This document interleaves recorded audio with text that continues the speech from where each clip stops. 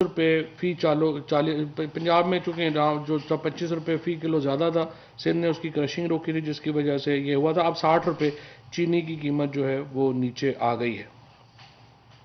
ہمارا جو امپورٹنٹ مسئلہ اس وقت جا رہا ہے وہ کراچی اور حیدرآباد جیسے شہر ہیں جہاں پہ بدقسمتی سے یہ جو کہہ رہے تھے کہ پی ٹی آئی کی حکومت جو ہے وہ بڑی نا تجربہ کار حکومت ہے، ان کو حکومت نہیں کرنی آتی.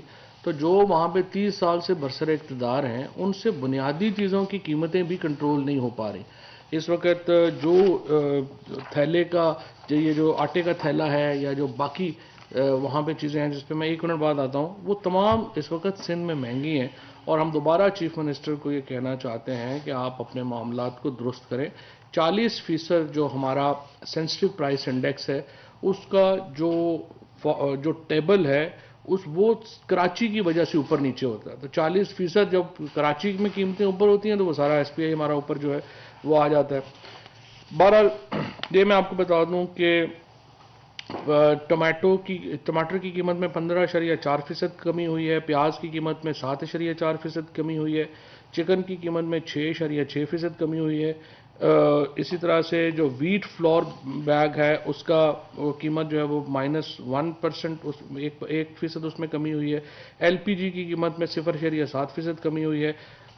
چاول میں ایک تو 0.6% کمی ہوئی ہے، لیکن اس کے ساتھ میں نے صبح یہ ٹویٹ بھی کیا تھا کہ اس سال پاکستان میں بمپر کراپ ہے چاول کی. تقریباً 9 ملین میٹرک ٹن چاول ہم نے اس سال ہمارے کسانوں نے پیدا کیا ہے، اور 4.75 ارب ڈالر یعنی 4 ارب اور 75 کروڑ ڈالر جو ہے اس سے ہمیں زر مبادلہ انشاءاللہ آنے کا امکان ہے، جو کہ ہمیں ایکسپورٹ سے جو ہے وہ ملے گا.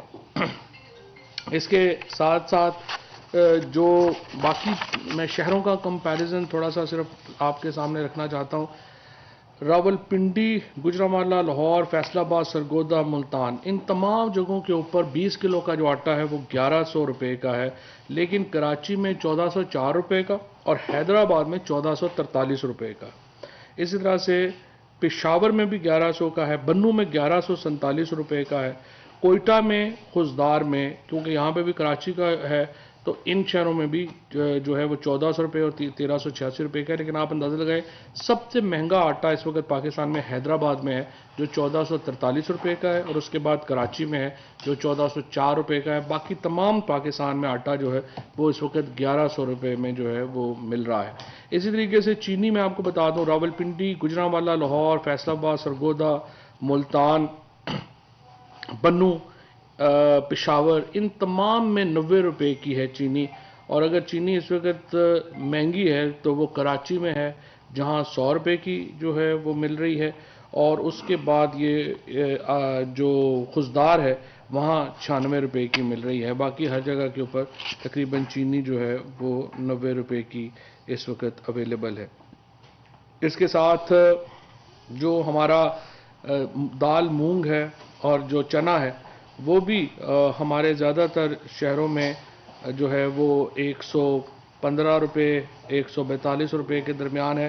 کراچی میں یہ 195 روپے کا اور حیدرآباد میں 159 روپے کا، جو کلیئرلی بتاتا ہے کہ جو سندھ حکومت ہے وہ انفارچونیٹلی اپنے معاملات جو ہیں ان کو نہیں دیکھ پا رہی، اور وہاں پہ کراچی اور حیدرآباد کی جو مہنگائی ہے اس کی وجہ سے ہمارا ایک over all sensitive price index جو ہے وہ خراب ہو رہا ہے.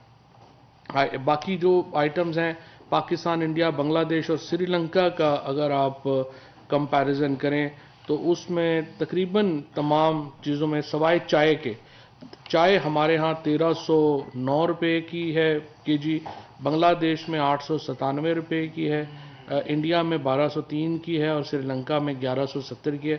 اس کے علاوہ تمام جو آئٹمز ہیں، چاہے وہ گندم ہے، چاہے وہ دالیں ہیں، چاہے وہ شوگر ہے، کوکنگ آئل ہے، ویجیٹیبل گھی ہے، پوٹیٹو آلو ہیں، آنینز ہیں، یہ چکن ہے، یہ تمام ایون ایگز ہیں، اس ریجن میں سب سے اگر کہیں سستے ہیں تو وہ اس وقت پاکستان میں ہے. اب اس سے زیادہ جو کچھ ممکن ہے ایک انٹرنیشنل انفلیشن ہے اس کے ہوتے ہوئے جو کچھ ممکن ہے وہ اس وقت جو ہے وہ ہم جو ہے وہ کر رہے ہیں. میں یہاں پہ تھوڑا سا یہ بھی آپ کو بتاتا چلوں کہ آخر میں یہاں پہ جو یوریا ہے اس وقت عالمی منڈی میں یوریا کی قیمت 8,500 روپے فی بیگ ہے.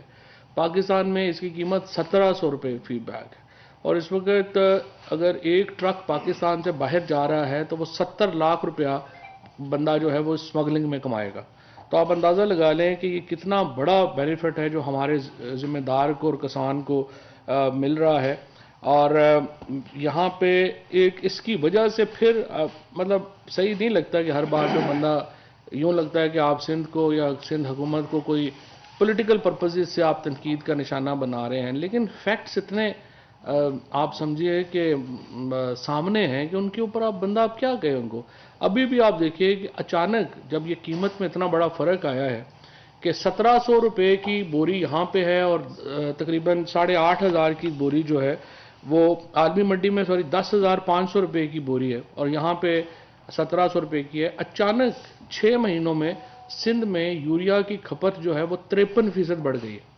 اب یہ تو نہیں ہو سکتا، ظاہر ہے کہ وہاں پہ ہورڈنگ ہو رہی ہے، ظاہر ہے وہاں سے سمگلنگ کو فیسیلیٹیٹ کیا جا رہا ہے، جس کی وجہ سے ہمارا جو پنجاب کا کسان ہے اس کو یہ بلیک میں ملنا شروع ہوئی ہے۔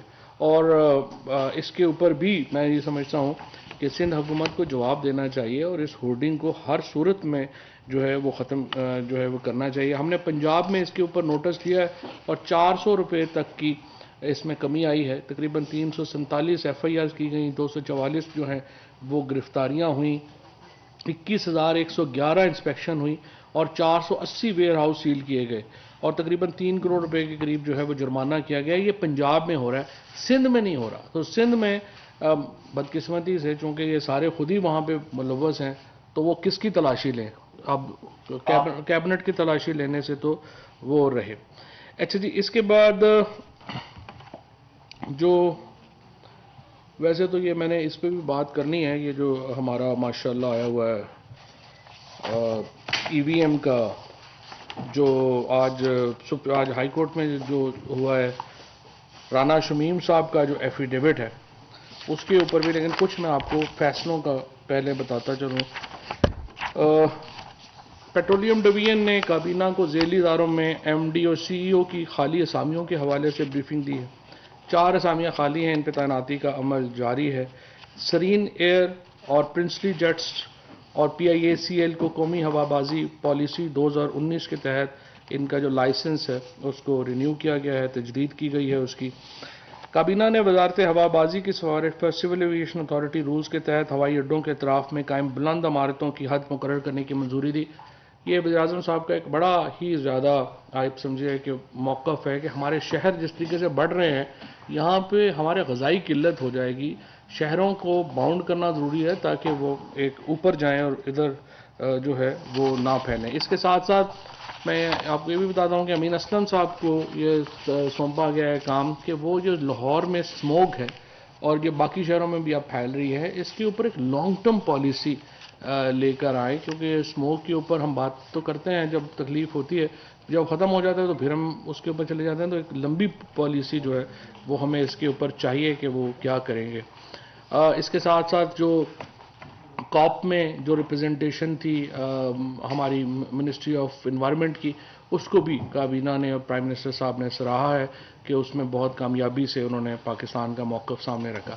وزارت کامرس کی سفارش پر کابینہ نے پاکستانی سفارتخانے تہران میں تعینات عملے کو ہارڈ شپ پالیسی کے تحت وطن واپسی پر ذاتی استعمال کی گاڑیاں درآمد کرنے کی اجازت جو ہے وہ دی ہے۔ تبلیغی جماعت پاکستان آنے کے لیے ویزے کی مدت 120 دنوں سے بڑھا کر 150 دن وہ کر دی گئی ہے۔ اب یہ ای ویزا لے سکیں گے۔ ہمارے اجتماع میں بہت تبلیغی حضرات جو ہیں وہ آتے ہیں پوری دنیا سے، ان کو بھی ای ویزا کی سہولت جو ہے وہ دے دی گئی ہے۔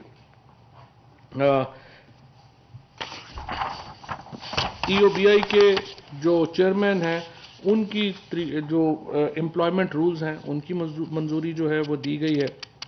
اوورسیز امپلائمنٹ پروموٹر لائسنسز جو ہیں وہ ان کو پروموٹرز جو ہیں ان کو لائسنسز بھی دیے گئے ہیں، لیکن وزیر اعظم صاحب نے یہ ہدایت کی ہے کہ ایک تو ایف آئی اے جو ہمارے اس وقت ہیومن ٹریفکنگ ہو رہی ہے اس کے اوپر ایک پورا جامع اس وقت ایک لانچ کرے اپنا پروگرام اور ان کو پکڑے جو یہ اس وقت ہیومن ٹریفکنگ میں ملوث ہیں، اور دوسرا جو پروموٹرز ہیں جن کو لائسنس دیا جا رہا ہے، تقریباً 16.5 لاکھ لوگ پاکستان میں 3 سال میں باہر گئے ہیں، باہر کے ملکوں میں مختلف ویزوں کے اوپر گئے ہیں. اب یہ اتنی بڑی تعداد باہر گئی ہے تو اس کو ہم یہ چاہتے ہیں کہ پتہ چلے کہ یہ تمام جو ویزے تھے یہ جائز طریقے سے استعمال ہوئے لائسنس میں. اس کے اوپر بھی ایک کمیٹی جو ہے اس کی تشکیل جو ہے وہ کی گئی ہے. Gas load management plan for winter جو ہے اس کو منظور کیا گیا ہے اور سی این جی سیکٹر کو 1 دسمبر 2021 سے 15 فروری 2000. ہمارا پرابلم دیکھیں یہ کیا ہے اس وقت. 9% پچھلے سال ہمارے گیس کے ریزروز جو ہیں وہ ڈپلیٹ ہو گئے یعنی کم ہو گئے اور اس سال پھر 9% ہمارے کم ہو رہے ہیں. بہت بڑی تیزی سے ہمارے گیس ریزروز جو ہیں وہ ڈپلیٹ ہو رہے ہیں اور جو نئی گیس کے ذخائر کی جو تلاش ہے ان میں ہمیں اتنی بڑی کامیابیاں نہیں مل رہی. اس کا مطلب یہ ہے کہ ہمارے جو ذخائر ہیں گیس کے ان کو ہم زیادہ تر کو استعمال کر چکے ہیں. اب ہمارا اگلا جو چیلنج آئے گا وہ یہ آئے گا کہ ہمارے ہاں گیس نہیں ہوگی اپنی جو ہماری انڈیجنس گیس تھی. جیسے سوئی میں ایک بہت بڑا گیس کا ذخیرہ ہے تو یا تو کوئی اللہ مہربانی کرے اور پاکستان کے اندر سے کوئی سوئی جتنا بڑا کوئی گیس کا ذخیرہ ہمیں مل جائے, ادروائز یہ گیس ہماری ڈپلیٹ ہو رہی ہے اور اس کے لیے ایک آلٹرنیٹیو اسٹریٹجی بنانا ضروری ہے. یہاں میں یہ بھی بتا دوں گیس کے اوپر میڈیا میں بہت زیادہ شور ہوتا ہے لیکن گیس پورے پاکستان میں صرف 28% لوگوں کو میسر ہے. پاکستان کے 78% لوگوں کو پاس جو ہمارے جیسے لوگ جو جیلم میں رہتے ہیں, باقی جو اپنا میاں والی میں رہتے ہیں, باقی بھکر میں رہتے ہیں, لیا میں رہتے ہیں, ڈیرہ اسماعیل خان میں رہتے ہیں, مری میں, باقی جگہوں پہ گلگت بلتستان, ڈی آئی خان, ہمارے لوگوں کے پاس گیس نہیں ہے. اور ہم یہ جو 78% آبادی ہے یہ بنیادی طور کے اوپر 28% آبادی کے کو فیسیلیٹیٹ کر رہی ہے. یہ ہم لوگ قربانی دے رہے ہیں اپنے 28% جو شہر میں لوگ بستے ہیں ان کے لیے. تو ہمیں ایک ایسی پالیسی کی ضرورت ہے کہ آپ 100% پاور جو آبادی ہے وہ اس سے فائدہ اٹھائے, صرف 28% آبادی جو ہے وہ یرغمال نہ بنا لے تمام ریسورسز کو. اب یہ 28% جو آبادی ہے اس کو گیس دینے کے لیے آپ دیکھیں کہ ہم کیا کیا کر رہے ہیں. نمبر 1, سی این جی سیکٹر کو 1 دسمبر 2021 سے 15 فروری 2022 تک بند کیا جا رہا. آئی پی پیز اور کھاد فیکٹریوں کو گیس کی فراہمی 100% جاری رہے گی جیسے کہ جاری ہے. ایکسپورٹ سیکٹر کی صنعتوں کو گیس کی فراہمی جاری رہے گی. ایل این جی پر چلنے والے پاور پلانٹس کو 5% اضافی گیس دی جائے گی. سردیوں میں اچھا اب ہم کیا کر رہے ہیں, ہم کر رہے ہیں کہ لوگ گیس استعمال نہ کریں, سردیوں میں بجلی استعمال کریں کیونکہ بجلی ہمارے پاس ایکسس ہے. اس کے لیے کیا کیا ہے کہ گھریلو صارفین کے لیے جو بجلی کی قیمتیں ہیں ان میں کمی کی گئی ہے تاکہ وہ ہیٹر اور اسپیشلی جو گیزر ہے اس کے لیے وہ ادھر جائے. اور 12.96 پر کلو واٹ جو ہے اب اس کا ایک سٹینڈرڈ ریٹ پر یونٹ جو ہے وہ دیا گیا ہے تاکہ لوگ جو ہیں وہ بجلی کی طرف آئیں. سی این جی, سیمنٹ اور کیپٹیو پاور سے بچنے والی گیس کو گھریلو صارفین کے لیے استعمال کیا جائے گا. اس طرح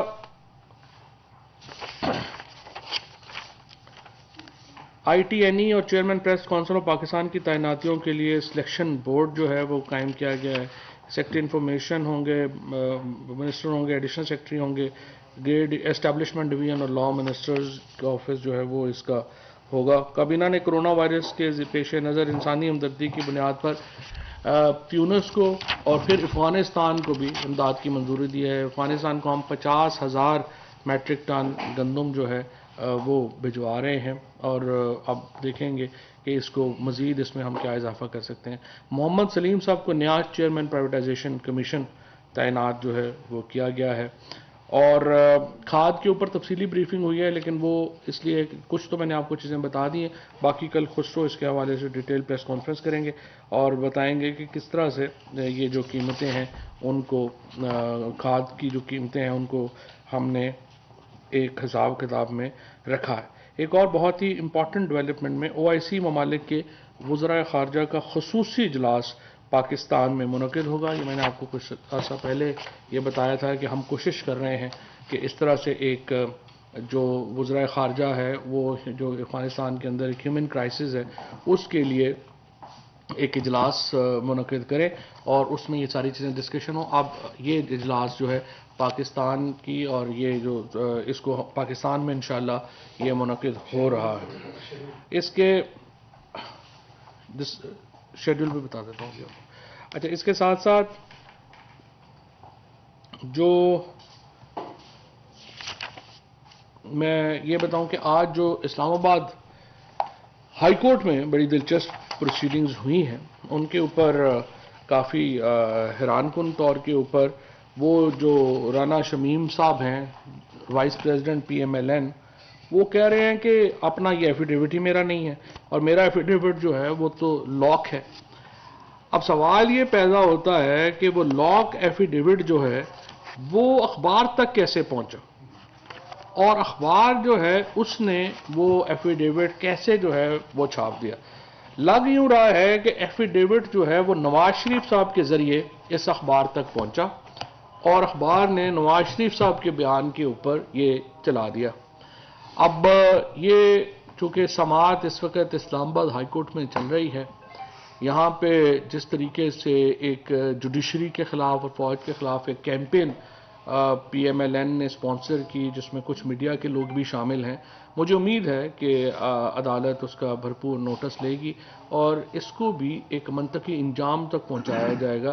جس طرح سے ہم دھاندلی کو کہہ رہے ہیں کہ الیکشن کمیشن منطقی انجام تک پہنچائے، اسی طرح سے عدالتوں کو چاہیے کہ اپنے خلاف چلنے والی مہم کو بھی آگے لے کے چلیں. صاحب، لاسٹ جو پریس کانفرنس ہوئی تھی اس میں آپ نے ویڈیوز کا تذکرہ کیا تھا اس بات کے ساتھ جس میں من پسند چینلز کو اور صحافیوں کو پلاٹس اور جی آپ نے وہ لسٹ تو دے دی چینلز کے حوالے سے، جن من پسند صحافیوں کو پلاٹس دیے گئے آؤٹ آف دا وے اور جن کو مزید مراد دی گئی ان کی بھی تھوڑا سا بتا دیں. ابھی کوئی لسٹ نہیں تھی. جمعرات کو انیشل رپورٹ جو ہے وہ مجھے کہا ہے انہوں نے کہ ہم لیں گے، جمعرات کو انشاءاللہ لے کے آئیں گے. جی شاکر 40 ارب کا ڈاکہ، یہ ایک دو کالم بھی چھپے ہیں خبریں ہیں کہ جو کرونا فنڈ آیا تھا اس پر کیا کیبنٹ میں اس حوالے سے کوئی بات ہوئی ہے؟ حکومت کی طرف سے اس حوالے سے کوئی موقف نہیں آ رہا کہ باقی اس کو کچھ اجازت ہے یا نہیں؟ پہلی بات تو یہ ہے کہ یہ تو بالکل ہی غلط ہے کہ حکومت کی طرف سے کوئی موقف نہیں آ رہا. پہلے ہی دن فائنانس منسٹری نے بڑی تفصیل سے یہ بتایا ہے کہ یہ جو آڈٹ پیراز ہیں ان کے اوپر وہ کیوں درست نہیں ہیں. زیادہ تر لوگوں کو آڈٹ کا پروسیس بھی نہیں پتا کہ کیسے ہوتا ہے اور اس کو وہ ریگولیرٹی کہتے ہیں. مثال کے طور کے اوپر آپ دیکھیں کہ آڈٹ آبجیکشن یہ بھی ہے کہ تمام ویکسین جو ہے وہ PIA کے ذریعے آنی چاہیے تھی پاکستان، اور چونکہ وہ PIA کے ذریعے نہیں آئی تو انہوں نے کہا کہ نہیں اتنے لاکھ روپے اتنے ارب روپے بچ جاتے اگر آپ PIA سے منگواتے. اب PIA کی فلائٹس اگر بین ہے یورپ میں تو وہ کیسے وہاں سے آتی؟ تو اس کو انہوں نے ریگولیرٹی ڈکلیئر کر دیا.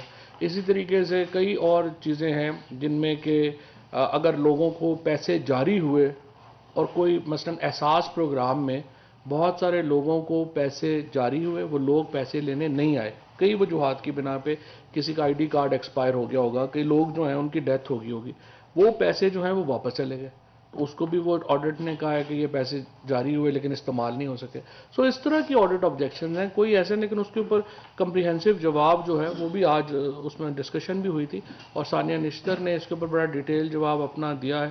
باقی تینوں ایجنسیز جو اس میں انوالو ہیں ان تینوں کو کہا گیا ہے کہ آپ اس کا ایک ڈیٹیل جواب جو ہے وہ دیں. فواد صاحب، یہ بتائیے آج وفاقی کابینہ نے یہ کہا کہ اگلے تمام الیکشن EVM کے ذریعے ہوں گے، تو اس سے کیا یہ ظاہر نہیں ہو رہا کہ ایک آئینی ادارے کو بلیک میل کرنے کی کوشش کی جا رہی ہے حکومت کی جانب سے کہ ہم تب تک آپ کو فنڈز نہیں دیں گے جب تک آپ جو قانون منظور ہوئے، آج اس پہ سارا کنسنسس نہیں ہے، اس سے پہلے جو بھی انتخابی قوانین منظور ہوئے وہ کنسنسس کے ساتھ ہوئے، تو کیا پاکستان تحریک انصاف کی حکومت جس کا موٹو یہ تھا کہ ہم اداروں کو مضبوط کریں گے، وہ اداروں کو فنڈز کے نام پہ آئینی اداروں کو بلیک میل کر رہے ہیں؟ آپ پارلیمنٹ کو بلیک میلر کہہ رہے ہیں؟ قانون تو پارلیمنٹ نے، آپ کا کیا نام ہے؟ اون شیرازی صاحب، پارلیمنٹ کو بلیک میل نہیں آپ کہہ سکتے کیونکہ پارلیمنٹ نے قانون بنایا ہے. آپ تمام اداروں کا احترام کریں. اچھا سر، یہ ہمارے ساتھی صاحب نے یہ بات کی ہے، آج الیکشن کمیشن کی طرف سے یہ چیزیں آئی ہیں کہ حکومت جو ہے EVM مشینوں پر جو ہے دباؤ ڈال رہی ہے، لیکن ہم آئینی ادارہ ہیں اور اس کو دباؤ کو مسترد کرتے ہیں، ہم اپنے طریقے سے چلیں گے. اور اب جو آپ کی جو اسٹیٹمنٹ ہے کہ فنڈز کے حوالے سے بھی وفاقی کابینہ نے ایک بڑا فیصلہ لیا ہے، اس کو کیسے دیکھتے ہیں؟ دوبارہ ٹیسل کی طرف تو نہیں چیزیں جا رہی جو پہلے ایسا لگ رہا تھا، تاثر دیا جا رہا تھا پچھلی کیبنٹ میں کہ معاملات جو ہے وہ افہام و تفہیم کے ساتھ آگے چلیں گے؟ افہام و تفہیم ہی ہے، تو پارلیمنٹ کا فیصلہ ہے، الیکشن کمیشن سمیت تمام ادارے اس کو مان کے چلنے کے پابند ہیں۔ اپنا فواد چودھری صاحب یہ بتائیں کہ یقیناً آپ جو ای وی ایم کی بات ہوئی ہے، پارلیمنٹ کے قانون کا احترام ہونا چاہیے۔ قانون کی حکمرانی اسی نتیجے میں ہے کہ اگر آپ قانون پر عمل درآمد اور اس کی روح کے مطابق نفاذ کرتے ہیں، لیکن آپ نے جو اندیا دیا ہے کہ ہم قانون کے مطابق فنڈز نہیں دے سکیں گے۔ اب ایک دو ضمنی الیکشن کی بات نہیں ہے، نگران حکومت نے اس ملک میں پاکستان میں عام انتخابات کرانے ہیں، اور اگر آپ کی نظیر قائم ہو جاتی ہے فنڈز نہ دینے کی، تو نگران حکومت کے وقت اس پاکستان میں قیاس پیدا نہیں ہو جائے گا، وہ کیسے انتخابات کرائیں گے؟ شکریہ۔ نگران حکومت تو تب آتی ہے جب فنڈز ریلیز ہو چکے ہوتے ہیں، پہلی بات تو یہ۔ دوسری بات یہ ہے کہ نگران حکومت ہو یا منتخب حکومت ہو یا کچھ بھی ہو، وہ اس وقت تک آگے بڑھ نہیں سکتی جب تک اسے قانون جو ہے وہ یہ اجازت نہ دے۔ تو قانون اگر اجازت دے گا، لا منسٹری جو ہے وہ اس کے اوپر غور کرے گی، ہم تو ظاہر ہے کہ اپنی لیگل اوپینین جو بھی آئے گی اس کے مطابق چلیں گے۔ اچھا سر، آپ نے کووڈ کے نیو ویریئنٹ کی بات کی، انٹینسٹی کو مد نظر رکھتے ہوئے کہیں دوبارہ سے لاک ڈاؤن کی طرف تو نہیں جائیں گے اگر یہ خطرہ آ گیا؟ اللہ کرے کوئی ایسی صورتحال پیدا نہیں ہو، لیکن یہ تو اب صورتحال کے اوپر ہے کہ کس طرح سے آگے معاملات جاتے ہیں۔ فوری طور کے اوپر ایسا خدشہ نہیں۔ سر، جلسوں کا موسم ہے، پی ڈی ایم اور شہباز شریف کی طرف سے روز مطالبہ کیا جاتا ہے وزیر اعظم کے استعفے کا۔ یہ تو برساتی مینڈک ہیں، سردیوں میں نکلتے ہیں اور گرمیوں میں غائب ہو جاتے ہیں، تو پی ڈی ایم کی اتنی اب کیا اس کے اوپر کیا بات کریں۔ Thank you sir.